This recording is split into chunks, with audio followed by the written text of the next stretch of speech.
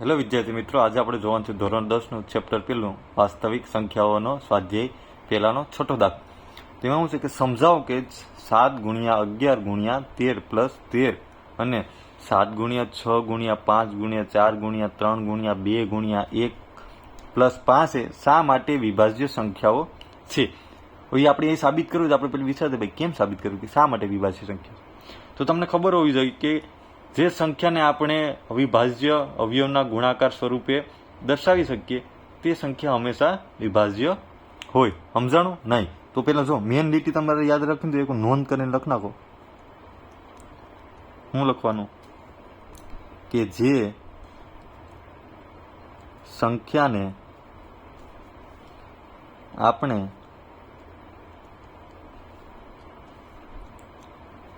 અવિભાજ્ય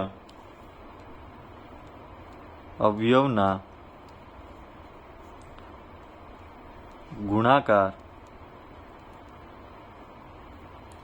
સ્વરૂપે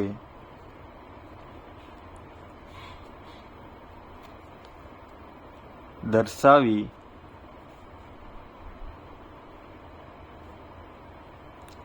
શકીએ તે સંખ્યા હંમેશા વિભાજ્ય હોય. રેડી? સમજાણું કે જે સંખ્યાને આપણે અવિભાજ્ય અવયવના ગુણાકાર મતલબ કે અવિભાજ્ય સંખ્યાને અવયવના ગુણાકાર સ્વરૂપે આપણે દર્શાવીએ તો એ હંમેશા શું હોય? વિભાજ્ય જ હોય. જો કેવી રીતે તો આપણે પેલું જોઈએ તો આમાં બે છે ને, બે દાખલા છે ને. એક પેલો શું છે કે 7 ગુણ્યા 11 ગુણ્યા 13 પ્લસ 13. રેડી? હવે આમાં તમને કંઈ એમ લાગે કે ભાઈ કંઈ કોમન નીકળતું હોય તો કે ભાઈ એક 13 કોમન નીકળે તો 13 કોમન કાઢો તો આમ વધશે 7 ગુણ્યા 11 પ્લસ 1 આમ વધશે ને. હા કે ના? તો 13 11 4 77 પ્લસ 1 તો આમ લખી કહું કે 13 ગુણ્યા 78. હા કે ના? રેડી? તો આ 78 છે એને હું ભાગ પાડવો હોય મારે તો 13 ગુણ્યા 78 ને મારે ભાગ પાડવો હોય તો બીજા કે આ 78 ને આપણે કોઈ લસા લો તો તમને શું લાગે કેવીથી ભાગ હાલ? તો 13 6 78 થાય. હા કે ના? હવે જો હજી આના મારે 13 ના તો કોઈ ભાગ પડે નહીં. 13 ગુણ્યા 13 6 ના ભાગ પડવો હોય તો 3 દુ 6 થાય. હા કે ના? તો આને આમ લખી શકો ને કે ભાઈ 2 ગુણ્યા 3 ગુણ્યા 13 નો વર્ગ. હા કે ના? તો થઈ ગયું ને વિભાજ્ય સંખ્યા. તો આપણે શું લખીએ કે આમ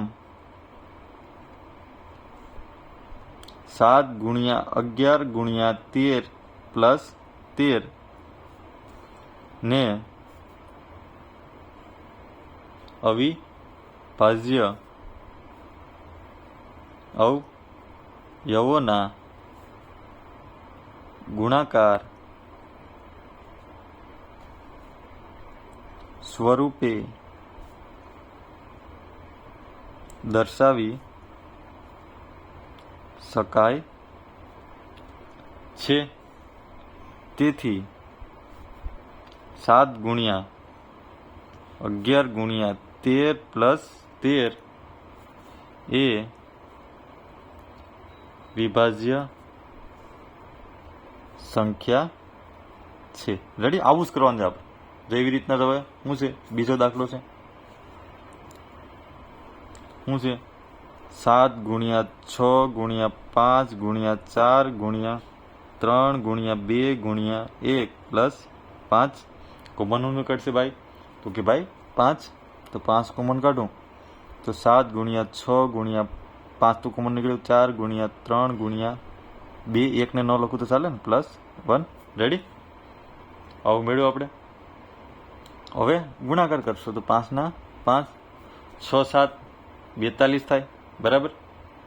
અને 42 6 7 42 42 ગુણ્યા 4 કરું તો 168 ગુણ્યા 3 ગુણ્યા 2 પ્લસ 1 આવી રીતના મેળવ્યું આપણે.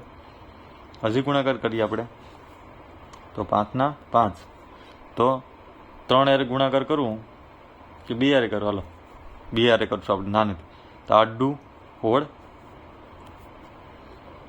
6 દુ 12, રેડી? 16 ને એટલે 1 વિધા પડી, આની યાર 1 વિધા, 6 દુ 12, 12 ને 1 13, રેડી? વિધા પડી 1, તો 2 કુ 2 ને 1 3, 336 ગુણ્યા 3 પ્લસ 1, રેડી? તો 5, 337 ને 6 હારે ગુણો તો આપણે, તો 6 તેરી 18, વિધા પડી 1, 3 3 9 ને 1 10, તો 0 વિધા પડી 1, 3 3 9 ને 1 10, તો શું થશે? રેડી? પ્લસ 1, તો અહીં શું આવશે? 5 અને 1009, રેડી? હવે 1009 છે એ શું છે? અવિભાજ્ય છે ને, બરાબર? આ 1009 છે એ અવિભાજ્ય છે. તો આપણે અહીં લખ્યું ને આપણી નોંધમાં કે ભાઈ જો ગુણાકારમાં અવિભાજ્ય સંખ્યા હોય તે હંમેશા વિભાજ્ય હોય, રેડી? તેથી આપણે લખવું હોય તો કે આમ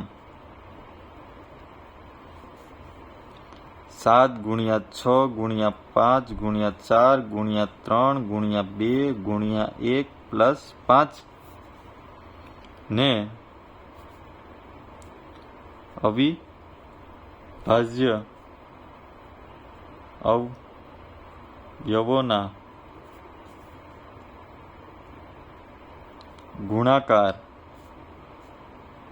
સ્વરૂપે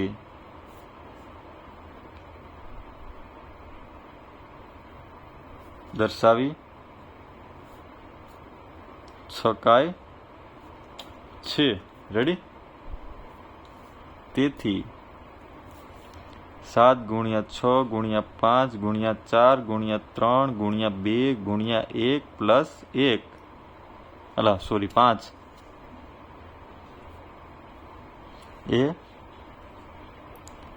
વિભાજ્ય સંખ્યા છે. ઇઝી દાખલો. જો વિડીયો પસંદ આવ્યો હોય તો લાઇક એન્ડ સબસ્ક્રાઈબ કરતા ભૂલતા નહીં. Thank you.